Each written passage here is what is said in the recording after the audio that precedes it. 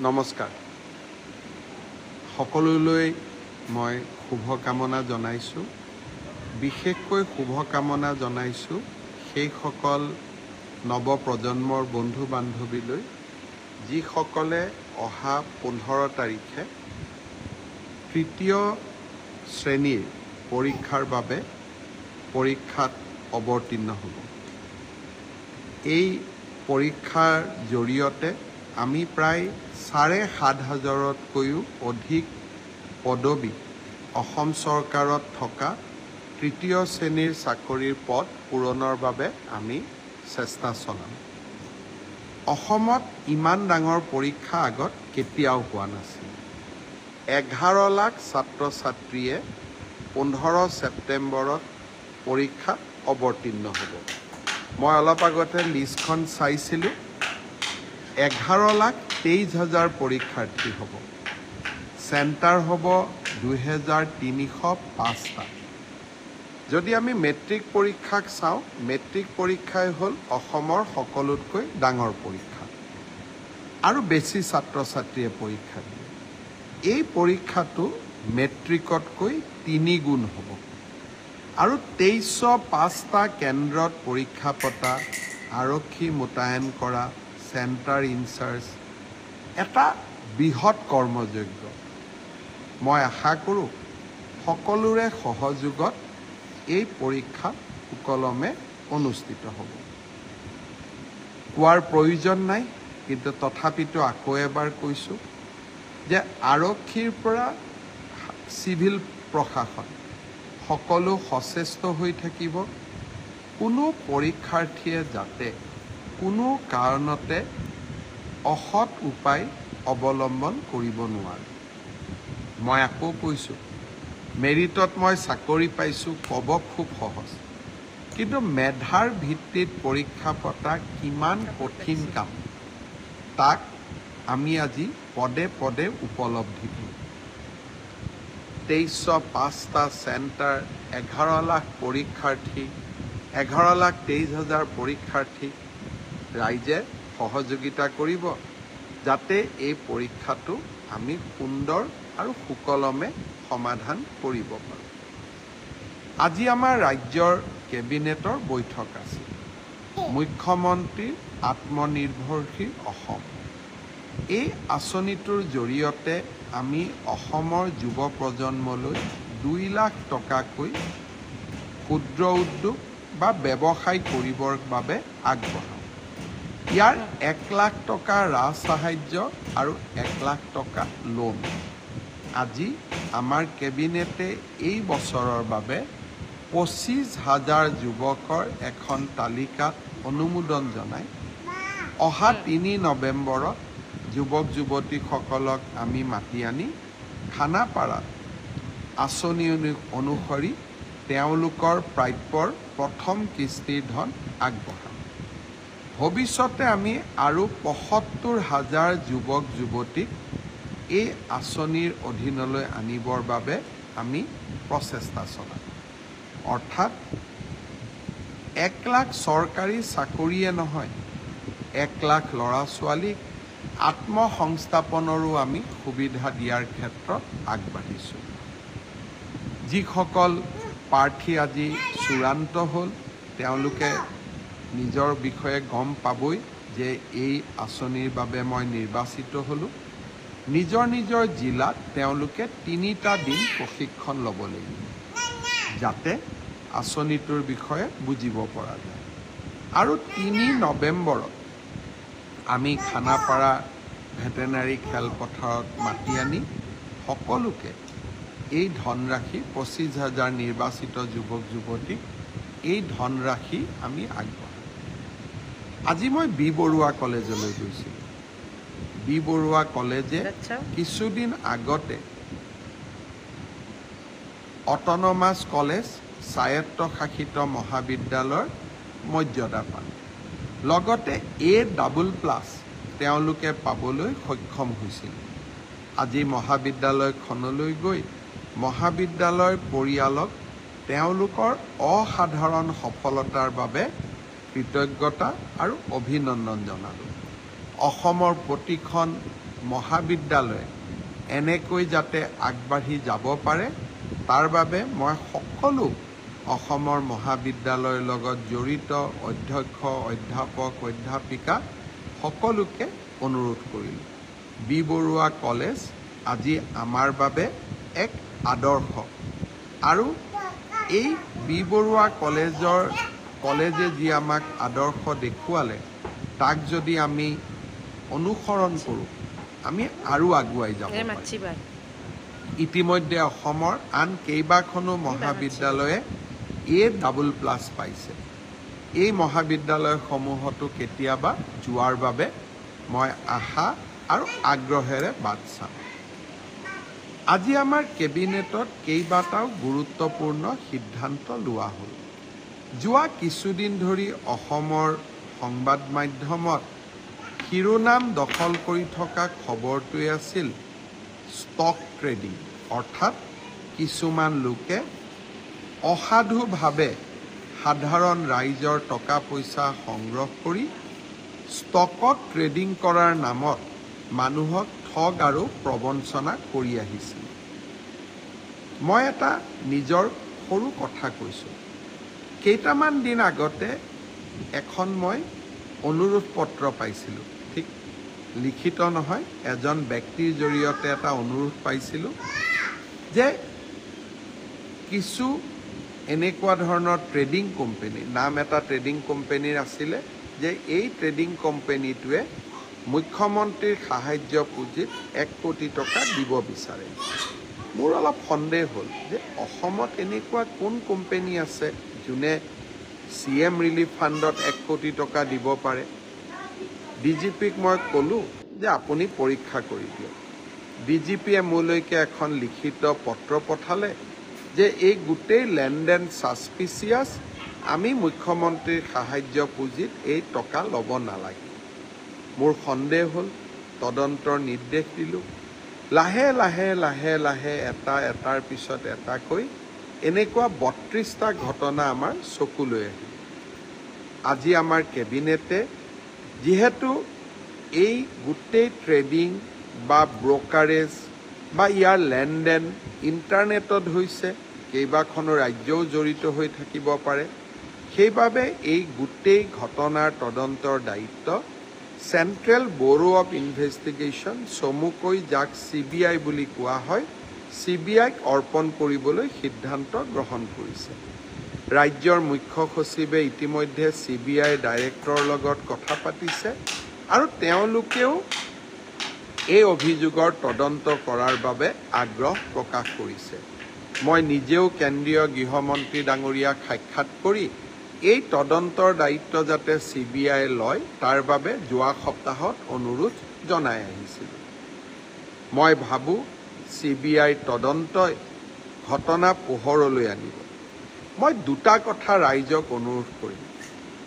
ধনৰ লেনদেন কৰাৰ অনুমতি দুটা সংস্থাই দিয়ে।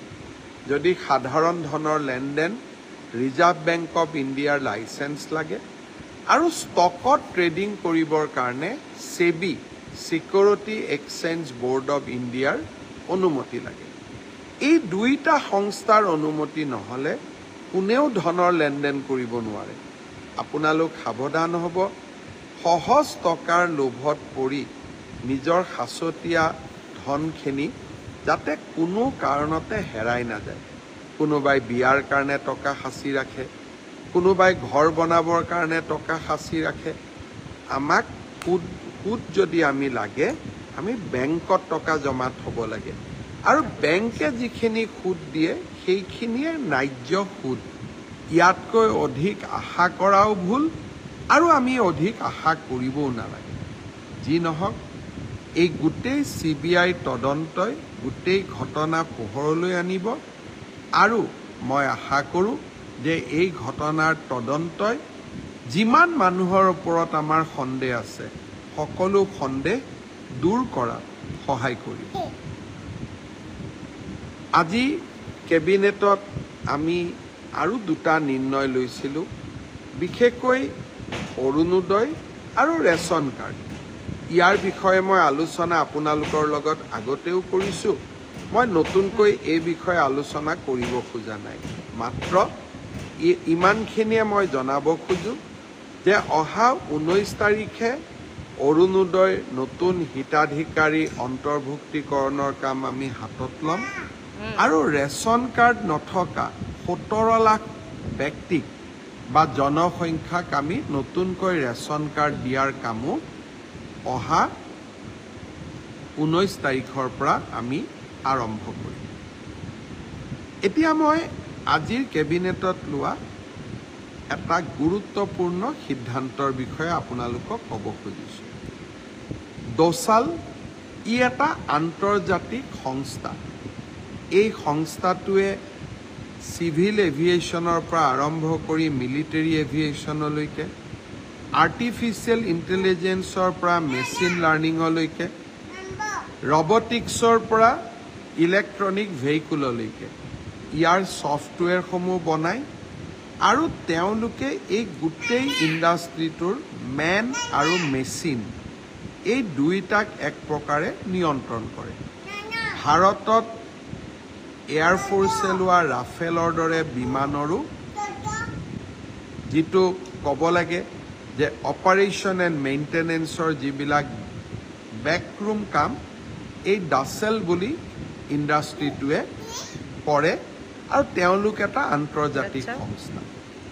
অসমৰ যুৱ প্ৰজন্মক এই নতুন উদ্যোগবিলাকক civil aviation, artificial intelligence, machine learnings, quantum physics বা ইলেক্ট্ৰিক ভেহিকেল, ৰবটিক্স এইবিলাকৰ ওপৰত শিক্ষা দিবৰ কাৰণে আৰু যুৱ প্ৰজন্মক এনে উদ্যোগলৈ আকৰ্ষিত কৰিবৰ বাবে এই ড'চাল কোম্পানীয়ে আসাম ইঞ্জিনিয়াৰিং কলেজত এটা ইনফ্ৰাষ্ট্ৰাকচাৰ চেণ্টাৰ অফ এক্সেলেঞ্চ তৈয়াৰ কৰিব। ইয়াত তেওঁলোকে 200 কোটি টকা ব্যয় কৰিব আৰু অসম চৰকাৰে 40 কোটি টকা ব্যয় কৰিব আৰু ইঞ্জিনিয়াৰিং কলেজত আমি হাব হিচাপে লৈ অসমৰ 50খন কলেজলৈ এই শিক্ষাক আমি সম্প্ৰসাৰণ কৰিম। অৰ্থাৎ ফিউচাৰ ইণ্ডাষ্ট্ৰিজৰ কাৰণে অসমৰ যুৱ প্ৰজন্মক সজাই পৰাই তোলাৰ ই এটা মহত্বাকাংক্ষী পৰিকল্পনা। আমাৰ ৰাজ্য এতিয়া দেশৰ অগ্ৰগামী ৰাজ্যবিলাকৰ লগত খোজ পেলাব খোজে। ডাচেলে ইয়াৰ আগত কৰ্ণাটক আৰু তামিলনাডু চৰকাৰৰ লগত এনেকুৱা ধৰণৰ চেণ্টাৰ অফ এক্সেলেঞ্চ পতাৰ বাবে চুক্তিবদ্ধ হৈছে। আমি অসম তৃতীয়খন ৰাজ্য যি এনেধৰণৰ অত্যাধুনিক চেণ্টাৰ অফ এক্সেলেঞ্চ স্থাপন কৰিবৰ বাবে আগবাঢ়ি আহিছে। কেইদিনমান আগতে IIT গুৱাহাটী আৰু এয়াৰবাছৰ মাজত যোনে নেকি গোটেই বিমানবিলাক নিৰ্মাণ কৰে, আমি যে ইণ্ডিগোত উঠোঁ, ভিস্তাৰাত উঠোঁ, এই বিমানবিলাক এয়াৰবাছে বনোৱা। এই এয়াৰবাছ আৰু IITৰ মাজত মানৱ সম্পদ সৃষ্টিৰ বাবে এভিয়েশ্যন ইণ্ডাষ্ট্ৰিত মানৱ সম্পদ সৃষ্টিৰ বাবে এখন চুক্তি স্বাক্ষৰিত হৈছিল।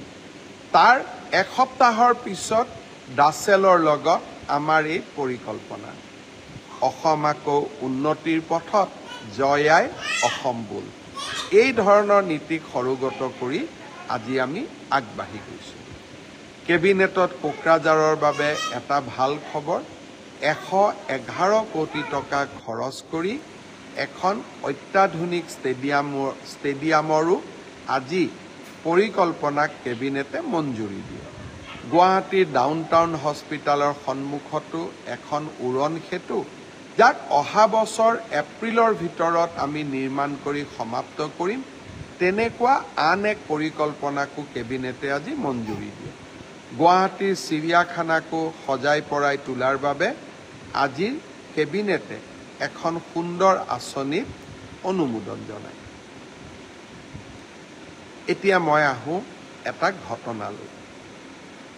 যোৱা বিধানসভাত আমি আমাৰ অসমত আমাৰ নিজৰ মানুহখিনিৰ ভূমিৰ অধিকাৰ সুৰক্ষিত কৰাৰ বাবে কেইবাখনো গুৰুত্বপূৰ্ণ আইন আমি সদনৰ মজিয়ালৈ লৈ আহিছিলোঁ। নতুন আইনৰ কথা মই বাদ দিছোঁ।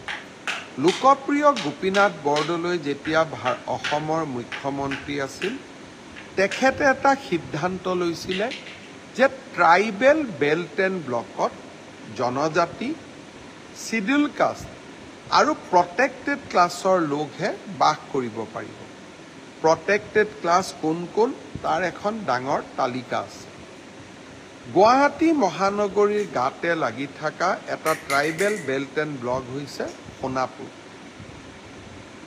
দৰং আৰু মৰিগাঁৱৰ চৰ অঞ্চলৰ পৰা যোৱা কিছুদিন ধৰি এই সোণাপুৰ অঞ্চললৈ জনস্ৰোত বৈছিলে। জাগিৰোড, লাহৰীঘাট, দৰঙৰ পৰা প্ৰায় 10,000 লোক সোণাপুৰত আহি ঘৰ বনোৱা আৰম্ভ কৰিছিলে। আৰু এই গোটেই এৰিয়াটো ট্ৰাইবেল বেল্ট এণ্ড ব্লক। ইয়াৰ ফলত আমাৰ দুটা ক্ষতি হয়। এটা, ট্ৰাইবেল বেল্ট এণ্ড ব্লকত তেওঁলোকে ঘৰ বনায়, জনজাতি লোকৰ ভূমিৰ অধিকাৰ খৰ্ব হয়। আৰু দ্বিতীয় আমাৰ ক্ষতি ক'ত হয়? এই যে 10,000 সন্দেহযুক্ত লোক সোণাপুৰ ডিমৰীয়ালৈ আহিলে, তেওঁলোক এতিয়াতো সোণাপুৰৰ ভোটাৰ হ'ব আৰু সোণাপুৰৰ ৰাজনৈতিক মানচিত্ৰত তেওঁলোকে প্ৰভাৱ পেলাব। এনেকৈ অসমৰ এটা এটাকৈ সমষ্টি আমাৰ ৰাজনৈতিক ভাগ্য নিয়ন্ত্ৰাৰ ৰূপত এছাম লোক নিজকে আগবঢ়াই লৈ গৈ আছিল আৰু আমাৰ জাতিটো মৌন হৈ আছিল। সোণাপুৰৰ ট্ৰাইবেল বেল্ট এণ্ড ব্লক দিছপুৰৰ গাতে লাগি থকা। তাক উচ্ছেদৰ বাবে কোনেও পৰিকল্পনা কৰা নাছিল। যোৱা 7 দিন ধৰি আমি সোণাপুৰৰ ট্ৰাইবেল বেল্ট এণ্ড ব্লকৰ পৰা নন প্ৰটেক্টেড ক্লাছৰ লোকসকলক উচ্ছেদ কৰাৰ ব্যৱস্থা হাতত লৈছিলোঁ। আৰু মানুহবোৰ আঁতৰিও গৈছিলে। কোনোবা দৰঙলৈ গৈছিলে, কোনোবা মৰিগাঁৱলৈকে গৈছিলে, বিভিন্ন স্থানত তেওঁলোক গুচি গৈছিলে। যোৱাকালি কংগ্ৰেছ দলৰ নেতাসকলে তেওঁলোকক উৎসাহ যোগোৱা আৰম্ভ কৰিলে। ট্ৰাইবেল বেল্ট এণ্ড ব্লক বিজেপিয়ে বনোৱা নাই, কংগ্ৰেছেই বনাইছিলে। আৰু এতিয়া কংগ্ৰেছৰ নেতাসকলে আমাক প্ৰশ্ন কৰা আৰম্ভ কৰিলে যে আপোনালোকে উচ্ছেদ কিয় কৰিছে? আৰে, ট্ৰাইবেল বেল্ট এণ্ড ব্লকক যদি কোনোবাই দখল কৰে আৰু তেওঁ যদি প্ৰটেক্টেড ক্লাছৰ ভিতৰত নপৰে, চৰকাৰেতো উচ্ছেদ কৰিবই লাগিব। উচ্ছেদ আগবাঢ়ি গ'ল। কংগ্ৰেছ দলে সাংবাদিক মেল পাতিলে। উচ্ছেদৰ সিংহভাগ কাম হৈ যোৱাৰ বাবে আৰক্ষী কিছু তাৰ পৰা আঁতৰি আহিছিল। আৰক্ষীৰ সংখ্যা কমি যোৱাৰ লগে লগে এই লোকসকলে অদ্ভুতভাৱে সংঘবদ্ধ হৈ সোণাপুৰত নথকা মানুহ ওচৰৰ পৰা মাতি লৈ আহিলে, আৰক্ষীৰ দলক আক্ৰমণ চলালে। ৰেল পৰ্যন্ত ৰখাই দিলে ৰেল লাইনত বহি। লাঠি, দাও, কুঠাৰ আৰক্ষীক অদ্ভুতভাৱে আক্ৰমণ কৰিলে। আৰু এই আক্ৰমণৰ সময়ত ব্যৱহাৰ কৰা শ্লোগানবিলাক বাংলাদেশত কিছুদিন আগতে ঘটা ঘটনাত ব্যৱহাৰ কৰা শ্লোগানবিলাক দুইটাই সম্পূৰ্ণ এক ধৰণৰ আছিল। অৰ্থাৎ অসমত মৌলবাদৰ উত্থান আমি যোৱাকালি স্বচক্ষে আমি দেখা পালোঁ। মই বিমানত আছিলোঁ। বিমানৰ পৰা নমাৰ লগে লগে মোক পুলিচে ঘটনাৰ প্ৰতিবেদন দিলে। মই এটাই নিৰ্দেশ দিছিলোঁ যে ওৰে ৰাতি কাম কৰি আমি সেই অঞ্চলটোক সুৰক্ষিত কৰিব লাগিব। পুলিচৰ গুলীচালনা হ'ল, 2জন লোকৰ মৃত্যু হ'ল, কিছু লোক আহত হ'ল আৰু 22জন চৰকাৰী বিষয়াও আহত হ'ল। অৱশেষত আমি সেই ভূমিক পুনৰ সুৰক্ষিত কৰিবলৈ সক্ষম হ'লোঁ। সোণাপুৰৰ ট্ৰাইবেল বেল্ট এণ্ড ব্লকৰ পৰা আমি পৰ্যায়ক্ৰমে আমি যাক অনাকাংক্ষিত লোকসকলক আমি এভিকশ্যন কৰিম। কাম আৰম্ভ কৰিছোঁ। কংগ্ৰেছ দলে উচতাই নিদিলে আমাৰ জাতি সুৰক্ষিত হ'ব। কংগ্ৰেছ দলক এটাও ভোট দিয়া মানে আমাৰ জাতিটোৰ ভৱিষ্যতত আমি নিজেই আমাৰ কফিনত গজাল মৰা ধৰণৰ অৱস্থা হয়। তাক যোৱাকালি সোণাপুৰৰ ঘটনাই আকৌ এবাৰ আমাক মৰ্মে মৰ্মে উপলব্ধি কৰোৱাল। গৰুখুটি, সোণাপুৰ এই অঞ্চলবিলাকত আজি আমি খিলঞ্জীয়াৰ স্বাৰ্থ সুৰক্ষিত কৰাৰ কাৰণে অবিৰাম কাম কৰিছোঁ। মোক বহুত মানুহে কয়, ছাৰ আমাৰ ইয়াতো আছে, আমাৰ ইয়াতো উচ্ছেদ কৰক, আমাৰ ইয়াতো উচ্ছেদ কৰক। আমি কেইজনমানেই মানুহ, এটা এটাকৈ আমি প্ৰচেষ্টা কৰি যাম। যিমানখিনি কৰিব পাৰোঁ জাতিটোক সুৰক্ষিত কৰাৰ বাবে আমাৰ প্ৰচেষ্টা অব্যাহত ৰাখিম। আজি সোণাপুৰৰ ৰাইজেও আমাৰ প্ৰচেষ্টাক সঁহাৰি দি ওলাই আহিছে, জনজাতি লোকসকলো ওলাই আহিছে। মই ভাবোঁ যে জনতাই যেতিয়া চৰকাৰক সম্পূৰ্ণ সমৰ্থন দিয়ে, চৰকাৰেও আৰু অধিক সাহসেৰে কাম কৰিবলৈ আগবাঢ়ি যায়। মই আশা কৰোঁ ৰাইজে সমৰ্থন দিব, অসমত আমি খিলঞ্জীয়াৰ স্বাৰ্থক আমি সুৰক্ষিত কৰিম। শেষত আকৌ এবাৰ অনুৰোধ কৰিম আটাইকে, ভাৰতীয় জনতা পাৰ্টীৰ আমি সদস্য পদ গ্ৰহণ কৰিলোঁ নে নাই। যিসকলে এতিয়াও গ্ৰহণ কৰিবলৈ বাকী আছে, নিৰ্ধাৰিত মোবাইল নম্বৰত ফোন কৰি আপোনালোকে যেন ভাৰতীয় জনতা পাৰ্টীৰ সদস্য পদ গ্ৰহণ কৰে। আকৌ এবাৰ অহা 15 তাৰিখৰ পৰীক্ষাৰ বাবে সাজু হোৱা সকলোকে মই আকৌ এবাৰ শুভকামনা জনালোঁ। লগতে অনুৰোধো কৰিম, আমাৰ নাম যাতে কেতিয়াও দুৰ্নামত পৰিণত নহয়, আৰু আইনে যিয়ে ব্যৱস্থা নলওক কিয় আমি যাতে আমাৰ অসমখনক কেতিয়াও পৰীক্ষাত নকল কৰা, আন ব্যৱস্থা হাতত লোৱা এনেকুৱা ধৰণৰ বদনামৰ পৰা আমি যাতে আমাৰ ৰাজ্যখনক সম্পূৰ্ণভাৱে মুক্ত কৰি ৰাখিব পাৰোঁ। আকৌ এবাৰ আপোনালোকক ধন্যবাদ জনাইছোঁ। মই চাই আছোঁ যে মই কথা কৈ আছোঁ, মোৰ কথা বহুকেইজন ব্যক্তিয়ে চাই আছে, মোৰ ব্ৰডকাষ্ট চাই আছে। ৰাকেশ ৰাজবংশী, বিনোদ উপাধ্যায়, পপী বৰা, ৰুণু কোঁৱৰ, চয়নিকা ভূঞা, দীপু কুমাৰ দাস, নিপুমণি নাথ, পাৰবিন চুলতানা, মৃদুল বৰ্মন, সুন্দৰ লাল, এখেত হাৰিয়ানাৰ পৰা।